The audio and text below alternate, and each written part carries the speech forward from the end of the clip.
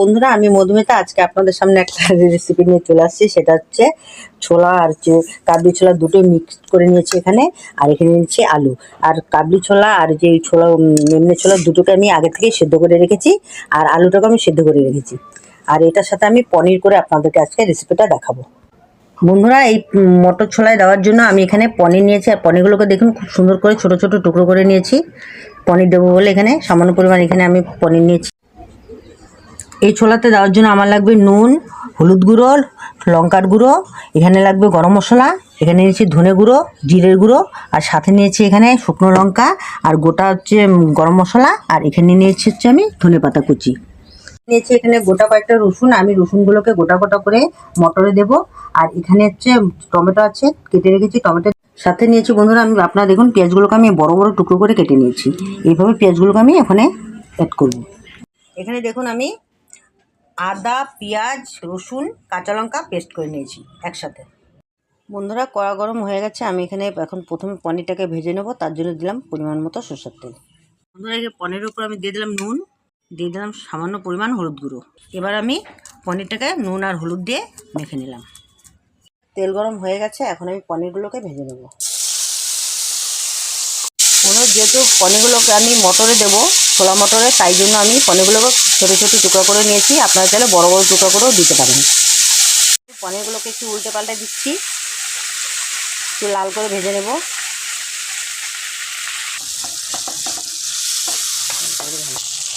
বন্ধুরা দেখুন আমি লাল করে ভেজে নিয়েছি পনিরগুলোকে। এখন আমি তুলে নেব।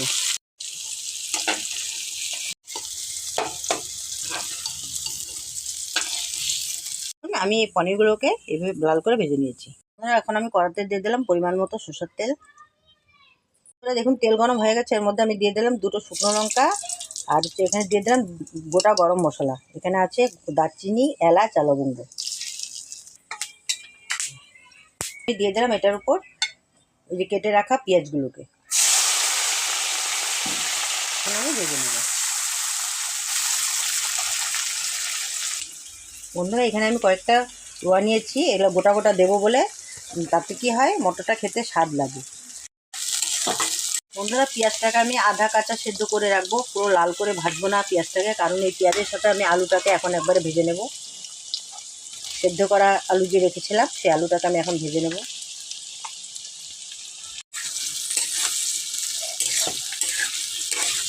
এখন আলুর সাথে পেঁয়াজটাকে আমি ভালো করে মিশিয়ে নেব। আলুটাকে বন্ধুরা লাল করে ভেজে নেব। এখন পেঁয়াজ শুদ্ধ আলুটাকে আমি লাল করে ভেজে নেব, তাই জন্য আগে আমি পেঁয়াজটাকে লাল করে ভাজিনি। তাতে কি হয় আলুটা ভাজবে না আর পেঁয়াজগুলো পুড়ে যাবে। বন্ধুরা, এই আলুর উপর দিয়ে দিলাম আমি পরিমাণ মতো নুন, তারপর দিচ্ছি হলুদ গুঁড়ো। এবার আমি নুন হলুদ দিয়ে আলুটাকে ভেজে নেব। এই ছোলা মটর বা কাবলি ছোলা দিয়ে আমি অনেক রকমের রেসিপি দেখেছি, চিকেন মাটন সব কিছু দিয়ে দেখেছি। আজকে আমি আপনাদেরকে পনির করে এটার সাথে পনির দিয়ে দেখাবো। আপনারা ট্রাই করে দেখবেন, যদি ভালো লাগে অবশ্যই কমেন্টে জানাবেন। করে ভেজে নিয়েছি বন্ধুরা, লাল করে ভেজে নিয়েছি আলুগুলোকে। এখন আমি এর উপর মটরগুলো দিয়ে দেবো। এই মটরগুলোর মধ্যে আমি কাবলি ছোলাও নিয়েছি এই যে, আর মটরও নিয়েছি, দুটো মিক্সড করে করব। আলু ভাজা হয়ে গেছে, লাল লাল হয়ে গেছে। এখন আমি এর উপর দিয়ে দেবো মটরগুলোকে।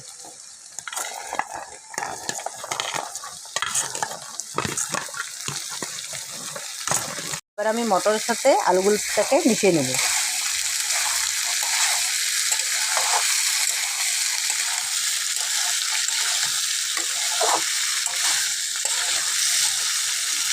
বন্ধুরা, 5 মিনিটের জন্য এটাকে আমি ঢেকে দেব। বন্ধুরা, 5 মিনিট হয়ে গেছে, এখন আমি ঢাকনাটা উঠিয়ে দেখব।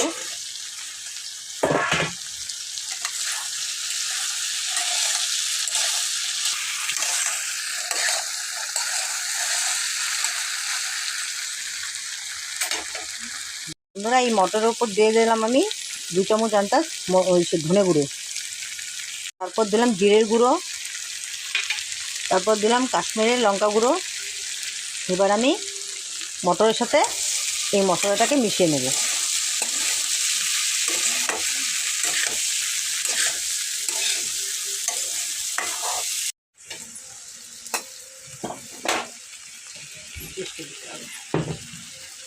এখানে আমি পেঁয়াজ, রসুন, আদা আর কাঁচা লঙ্কা পেস্ট করে রেখেছিলাম, এই পেস্টটাকে এখন আমি এখানে দিয়ে দিই। বন্ধুরা, এই পেস্টের সাথে এখন আমি ছোলাটাকে মিশিয়ে নেব।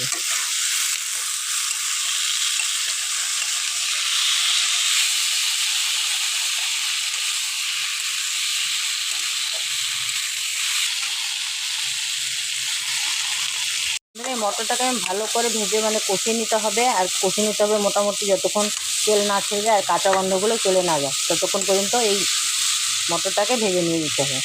বন্ধুরা, এখানে আমি যে টমেটোটা টুকরো টুকরো করে কেটে রেখেছিলাম সেই টমেটোটাকে এখন আমি দিয়ে দিলাম।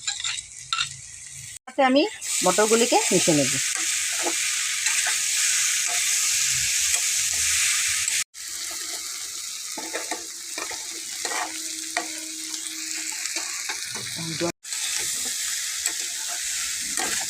বন্ধুরা দেখুন, খুব সুন্দরভাবে কষে গেছে, তেলও ঝরে গেছে। আর 2 মিনিট আমি কষিয়ে তার উপর দিয়ে দেবো জল। বন্ধুরা দেখুন, খুব সুন্দরভাবে কষিয়ে নিয়েছি। এই যে দেখুন, খুব সুন্দরভাবে কষিয়ে নিয়েছি, খুব সুন্দর একটা স্মেলও বেরিয়েছে। দেখুন বন্ধুরা, খুব সুন্দরভাবে কষিয়ে নিয়েছি, এখন সুন্দর একটা স্মেলও বেরিয়েছে। এখন আমি এর উপরে জল অ্যাড করে দেবো। বন্ধুরা, এখন আমি দিয়ে দিলাম এখানে সামান্য পরিমাণ জল। এখন আমি জলের সাথে মটরটাকে অ্যাড করে নিলাম।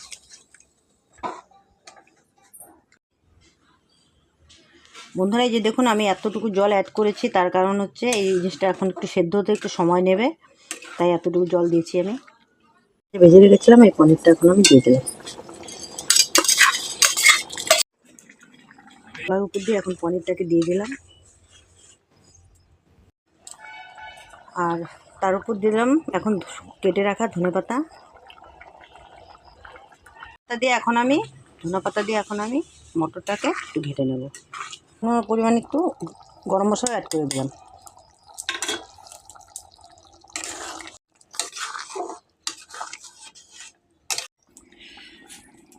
বন্ধুরা, সবশেষে আমি দিয়ে দিলাম সামান্য পরিমাণ চিনি।